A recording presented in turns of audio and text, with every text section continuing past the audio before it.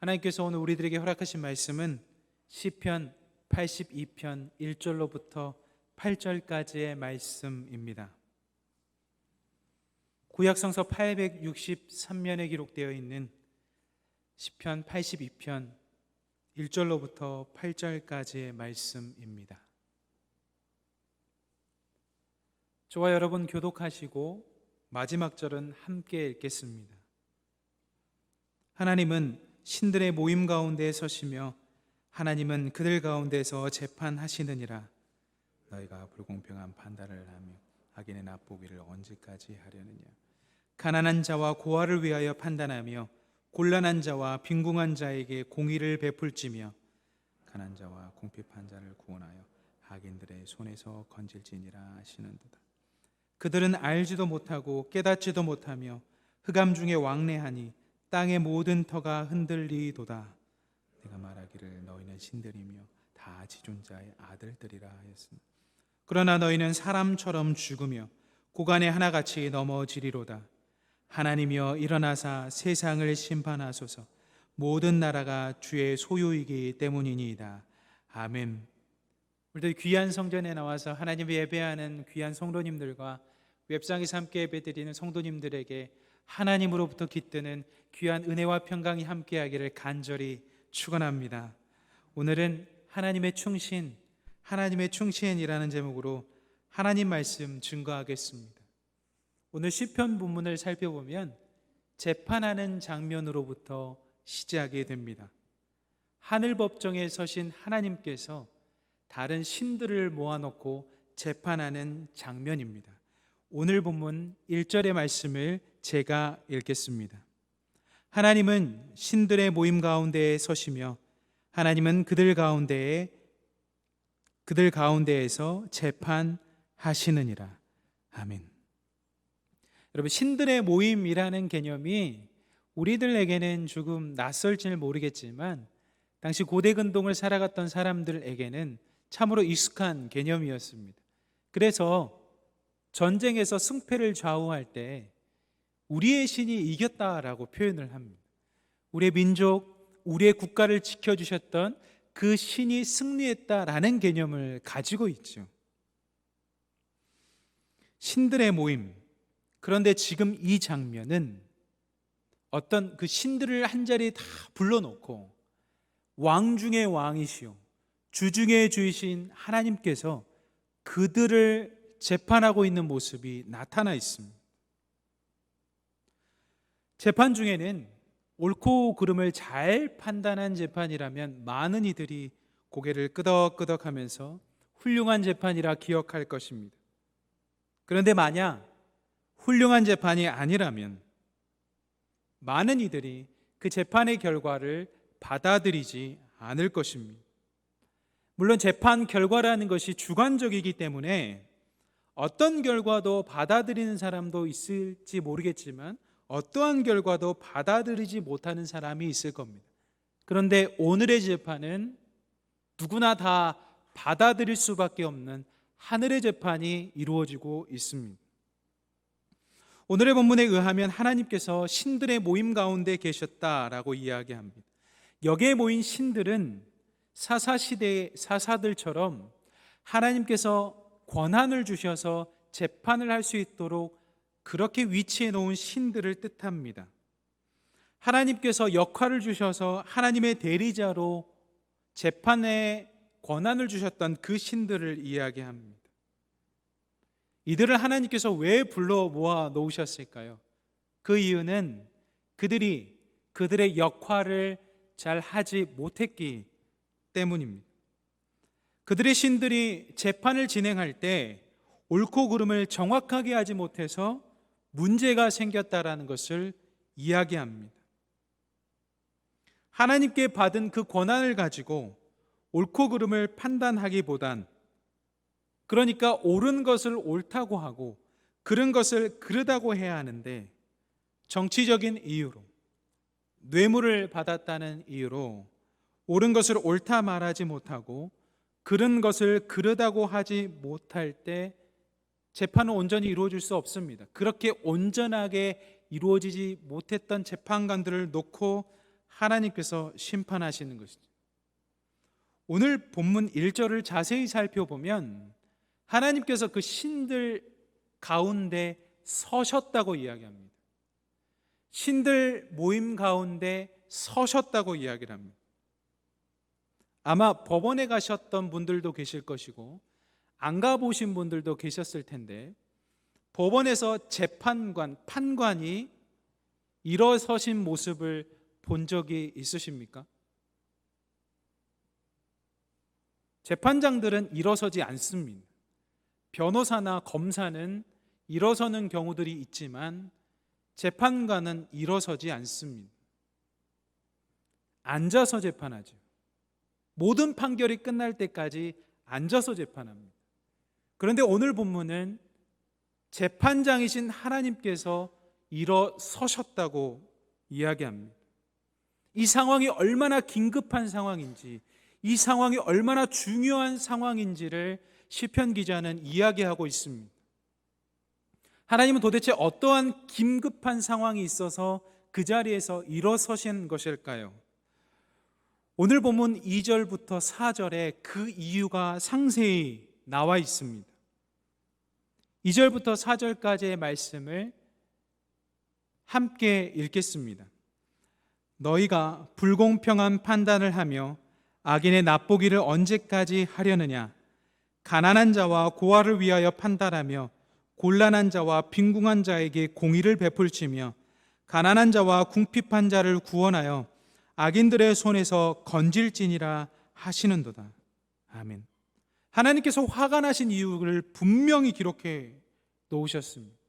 하나님께서 화가 나신 이유는 불공평한 판단을 내려 재판했기 때문입니다. 그 신들은 악인들의 낯을 세워주고 있었습니다.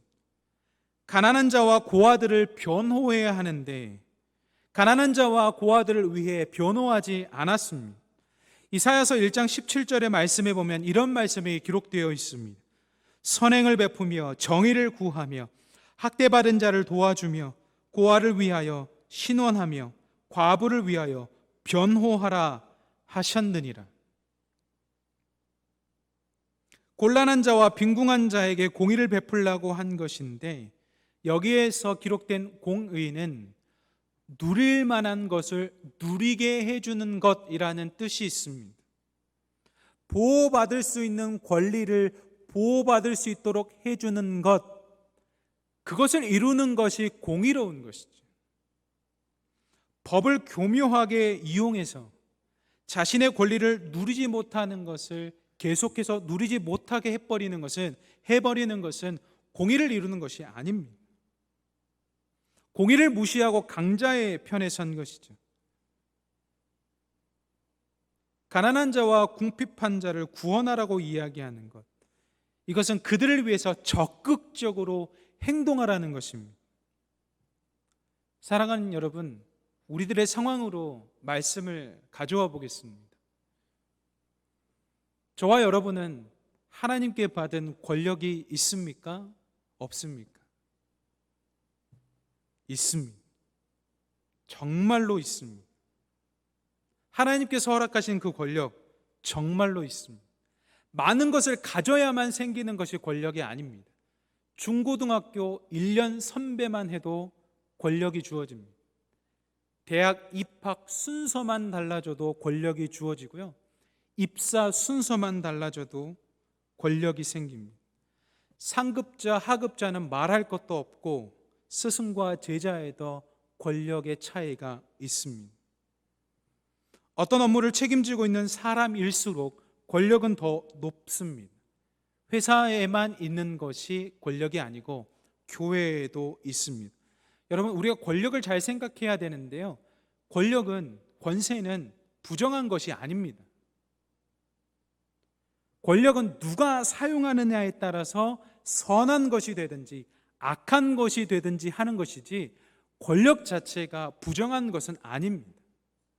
잠언 29장 2절의 말씀을 현대인의 성경으로 함께 보면 좋겠습니다. 제가 읽겠습니다. 의로운 사람이 권력을 잡으면 백성들이 즐거워하지만 악한 자가 권력을 잡으면 백성들이 탄식한다. 그러니까 권력 자체가 부정한 것이 아니죠. 권력을 사용하는 사람이 의로운 사람이라면 많은 백성들이 오히려 그 권력을 통해 즐거워할 것입니다. 하지만 악한 사람이 권력을 잡게 되면 많은 백성들이 탄식하게 되는 것입니다. 주기도문 말미에는 이렇게 기록되어 있습니다. 나라와 권세와 영광이 아버지께 영원히 있사옵나이다. 권세가 등장합니다. 예수 그리스도께서 우리에게 주신 그 권세, 권력은 참 소중한 것이죠. 여기서 우리가 짚고 넘어가야 될 부분이 있는데, 여러분, 그 권력은 어디서부터 온 것입니까? 우리가 지금 지니고 있는 힘, 그 권력은 어디서부터 온 것입니까? 저는 지금 저와 여러분에게 주어진 이 힘이 어디서부터 왔는지 묻고 있는 것입니다. 그 권력은 하나님으로부터 온 것일 줄 믿으시기 바랍니다. 하나님께서 우리를 여기까지 인도해 주셨고, 살게 해 주셨고, 코에 생기를 넣어 주셔서 호흡하게 하셨습니다. 만약 저와 여러분에게 주어진 이 힘과 권력이 나로부터 주어졌다라고 생각하고 살아가신다면 그 순간부터 저와 여러분은 망하게 될 것입니다. 2017년 3월 27일 미국 뉴욕시 맨하튼의 소피텔 뉴욕 호텔에서 24층의 객실에서 한 남자가 뛰어내려 삶을 마감했습니다. 네, 이 자막은 조금 후에 보여주시면 감사하겠습니다. 이 자살을 택한 사람은 찰스 머피라는 56세의 사람이었습니다. 월가에서 아주 유명한 헤지펀드로서 백만장자를 넘어서 억만장자를 살아가고 있는 사람이었습니다. 이 머피의 자살은 부가 인생의 행복과는 별 상관이 없다, 돈의 노예가 된 월가의 한 사람의 삶을 조명하고 있다라고 월스트리트 저널의 기사에 나왔습니다. 그 기사 중 일부를 제가 지금 말씀드리겠습니다. 머피는 자신과 가족을 위해 일군 생활을 유지하는데 자신을 모두 소모했다. 그의 자질은 부를 쌓아 올리는 데 기여했으나 재산을 잃을까 봐 노심초사하는 공포를 막는데 아무런 역할을 못했다. 월스트리트는 찰스 머피를 성공시키고 부자가 되게 했으나 행복은 그를 피해갔다. 자신에게 주어진 부와 권력이 자신으로부터 시작됐다라고 믿는 순간 벌어진 일이라고 저는 생각합니다. 그런데 이런 비극이 100년 이전에도 있었습니다. 1923년 시카고의 에지워터 비치 호텔, 거기서 중요한 회의가 열렸는데요, 세계에서 가장 영향력이 있던 8명의 사람이 거기에 참석했습니다. 최대 규모의 철강회사 사장, 최대 규모의 가스회사 사장, 당대 최고의 밀 투자가, 뉴욕 주식 거래소 사장, 대통령 고문단의 한 멤버, 월가의 최고의 주식 매도인, 세계 최대 전매 회사의 사장, 국제결제은행의 사장, 이들은 돈 버는 데는 도 같은 사람들입니다. 상위 1%에 든 최상류층의 사람들이었습니다. 이들이 그 호텔을 떠나고 25년 후에 다음과 같은 일이 실제로 벌어졌습니다. 최대 규모의 자영 철강회사 사장이었던 찰스 슈압은 죽기 5년 전에 채무 상태로 살다가 파산한 채 사망했습니다. 최대 규모의 가스 회사 사장이었던 하워드 홉스는 정신 이상자가 되었습니다. 당대 최고의 밀 투자가였던 아더 코트는 파산자가 되어 외국에서 죽었습니다. 뉴욕 주식거래소 사장이었던 리처드 위트니는 교도소에 수감되었습니다. 대통령 고문단의 한 멤버는 감옥에서 사면되어 집에서 죽었습니다. 월가의 최고 주식 매도인이었던 제시 리버모어는 살해당했습니다. 세계 최대 전매 회사의 사장이었던 이바 쿠르거는 살해당했습니다. 국제 결제은행의 사장이었던 레온 프레이저도 살해당했습니다. 자신들에게 들어온 권력과 부가 자신들의 것이라고 생각하는 이들은 망가지고 이 땅에서 허무하게 사라졌습니다. 권력을 의지하면 권력의 노예가 됩니다. 돈을 의지하면 돈의 노예가 됩니다. 이것이 권력의 함정이고 돈의 함정인 것입니다. 이것이 오만한 자들의 최후가 되는 것입니다. 사랑하는 성도 여러분, 저와 여러분들에게 주어진 귀한 권력과 돈은 하나님으로부터 왔음을 명심하시기 바랍니다. 내게 주어진 환경에 내게 주어진 그 파워가 내 것이 아니라 주님으로부터 온 것임을 시인해야 되는 것입니다. 그때 하나님께서는 저와 여러분의 인생을 통하여서 하나님의 나라를 일구어 가실 것입니다. 우리들이 잘 아는 백신 회사로부터 미국 보건청 직원들은 2,500억 원이 넘는 돈을 받았습니다.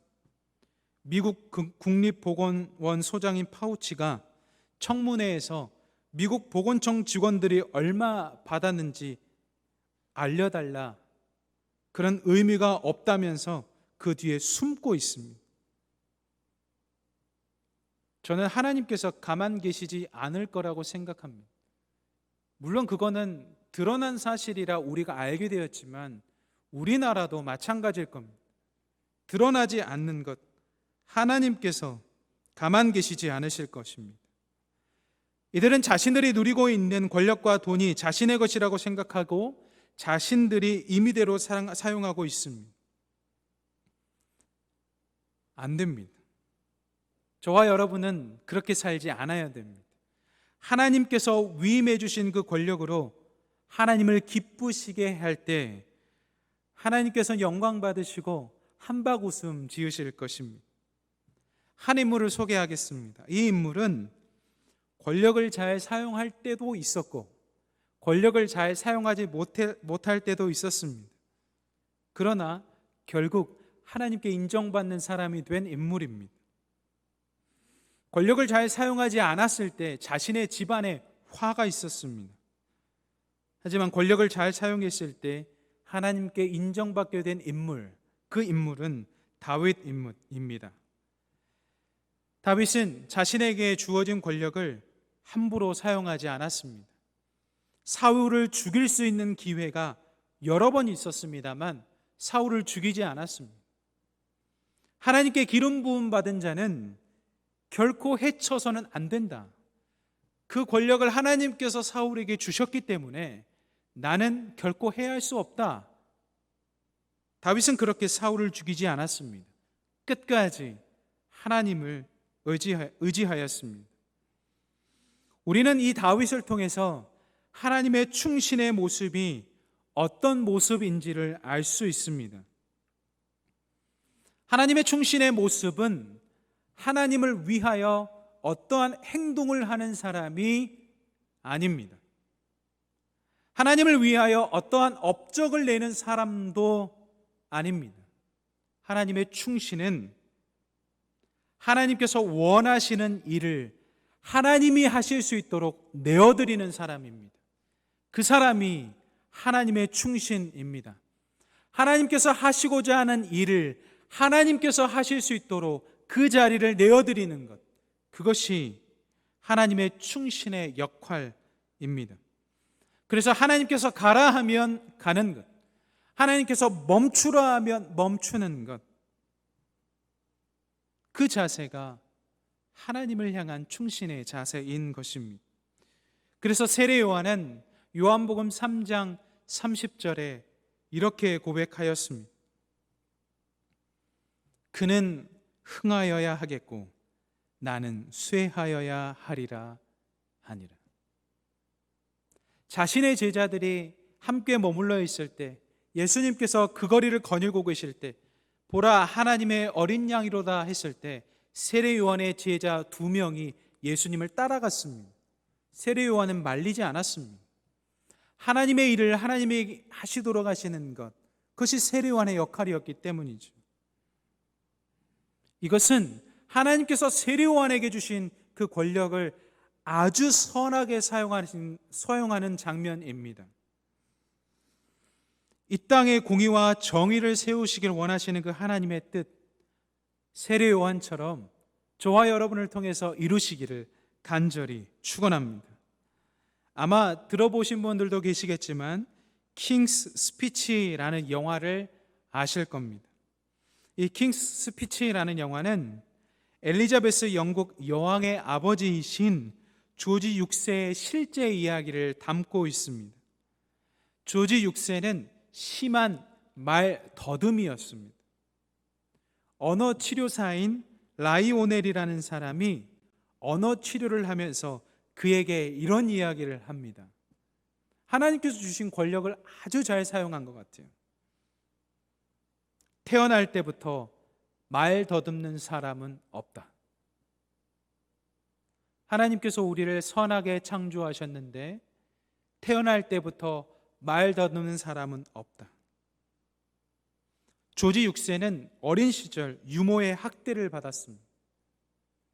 지금 왼손잡이는 꽤 그래도 괜찮잖아요. 당시의 왼손잡이는 원수였습니다. 버릇없는 거였고 품위에 맞지 않는 것이었습니다. 왼손잡이였던 조지 6세는 왼손잡이를 고치느라 늘 혼났습니다. 안짱다리를 고치기 위해서 어린 그가 부목을 철사로 다리에 메고 고통스럽게 살아야만 했습니다. 그렇게 그는 점차 심리적 압박, 육체적 고통으로 인해 말을 더듬기 시작합니다.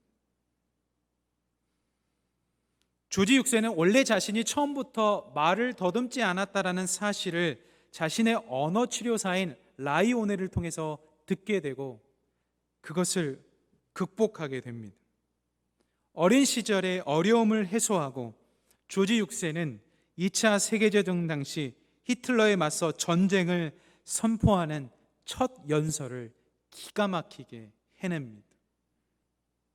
제가 여기서 주목하고 싶은 것은 조지 6세를 치료했던 언어 치료사 라이오넬입니다. 라이오넬은 창세기 1장 1절을 강조했습니다. 언어 치료사로 조지 6세보다 더 권력을 가졌던 그는 치료사로서 하나님께서 주신 그 권력을 선하게 사용했습니다. 그 결과 조지 6세는 말 더듬이에서 벗어날 수 있었습니다.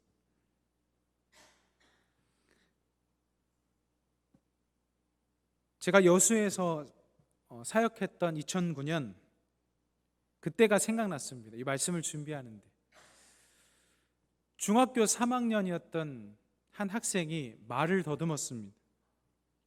어느 날 그 부모님께서 저에게 면담을 요청했습니다. 제가 그때 청소년부 담당이었거든요. 아동부하고 청소년부 담당이었는데 말을 더듬은 것 때문에 아들이 학교에서 왕따를 당하고 괴롭힘을 당하니 이 말 더듬는 것을 해결할 수 있도록 좀 도와달라는 이야기였습니다. 윤승이라는 친구였는데 아직도 생생합니다. 당시 저의 나이 20대 중반, 교역자이긴 했으나 청년이었고 결혼하지 않았습니다. 근데 그 어머니의 말을 듣는 그 순간 소망이 생겼습니다. 왕따 안 당했으면 좋겠다. 인간관계가 좋아졌으면 좋겠다. 저 아이가 회복되어서 하나님의 영광 되면 좋겠다. 기도했을 때 하나님께서 지혜를 주셨습니다. 그 아이에게 저는 이렇게 말했습니다. 큰 소리로 기도하라. 수련회를 가고 기도회를 하면서 매주 토요일 날 모였었거든요.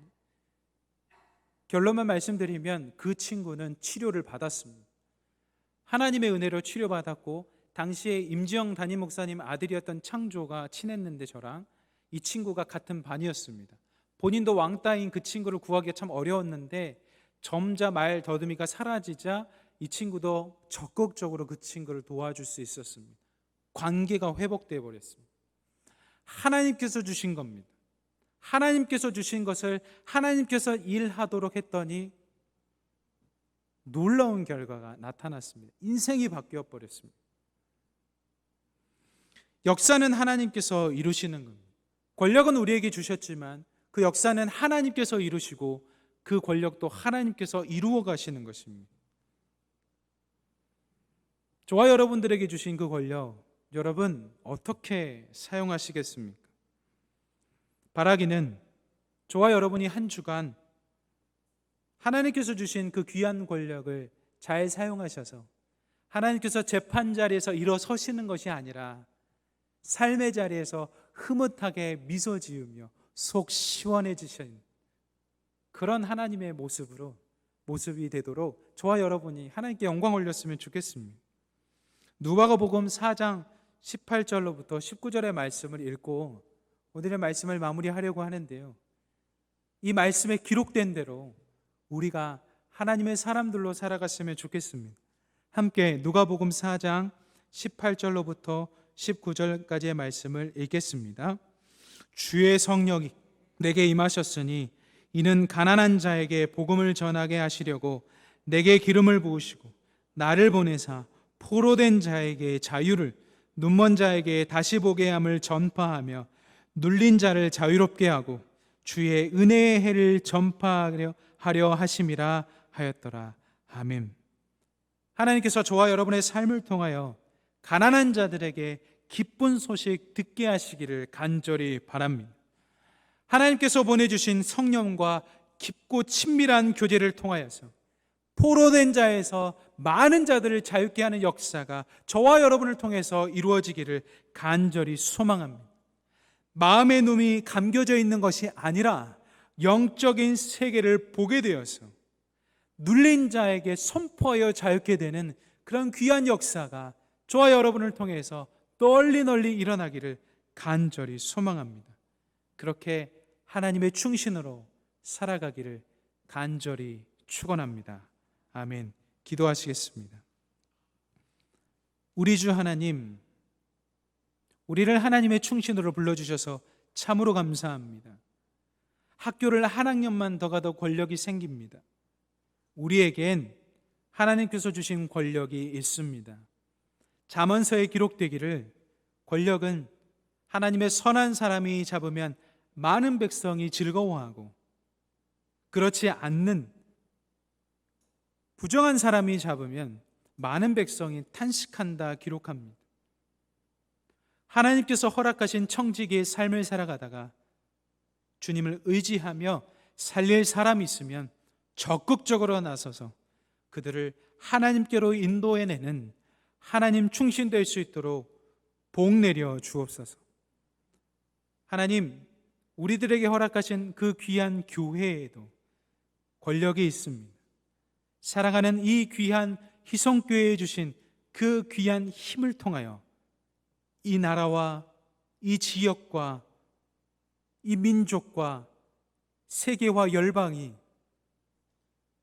하나님의 복을 누리게 되는 그런 귀한 장소로 쓰임받는 우리 희성교회 될 수 있도록 인도하여 주옵소서. 감사드리옵고 그리스도 대신 예수님의 이름으로 기도드립니다. 아멘. 찬송가 312장 찬양하시겠습니다.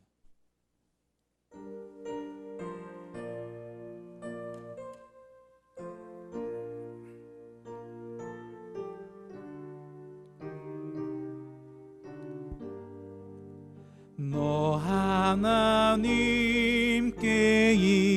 이끌리어 일평생 주만 바라며 너 어려울 때 힘 주시고 언제나 지켜주시리. 주 크신 사랑 믿는 자 그 반석 위에 서리라. 또 설레는 맘 가다듬고 희망 좀 기다리면서 그 은혜로 신 주의 뜻과 사랑에 만족하여라. 우리를 불러주신 주 마음에 소원하신다. 주 찬양하고 기도하며 내 본분 힘써 다하라. 주 약속하신 모든 은혜 내게서 이루어지리라.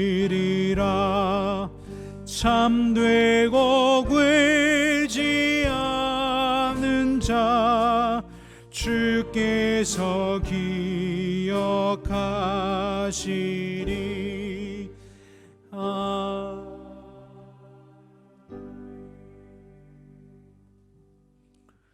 네, 교회 소식을 몇 가지 말씀드리겠습니다. 수요 구역 모임이 매주 수요 예배 후에 있다는 거 기억하시고 함께 참여해 주시기를 부탁을 드립니다.